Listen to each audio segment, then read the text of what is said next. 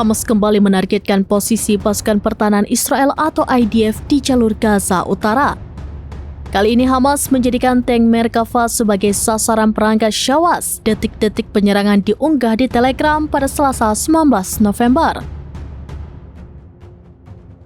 Dinarasikan, pejuang Hamas memasang perangkat Syawaz untuk menjebak tank Merkava yang melintas di Jalan Dawas.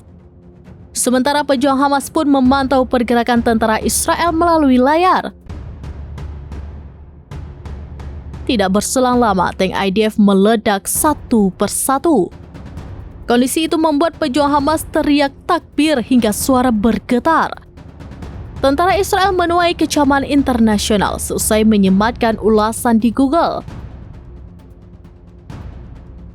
Diketahui, sejumlah prajurit IDF memberi ulasan untuk tempat-tempat di Lebanon Selatan yang telah mereka hancurkan.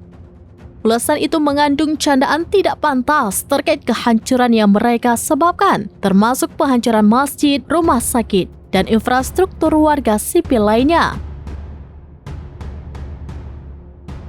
Dikutip dari Tribun News, ulasan ini menjadi bagian dari tren media sosial di mana tentara Israel mengunggah konten yang meresahkan. Mulai dari rekaman perusakan hingga perayaan atas kekerasan yang mereka lakukan di wilayah pendudukan.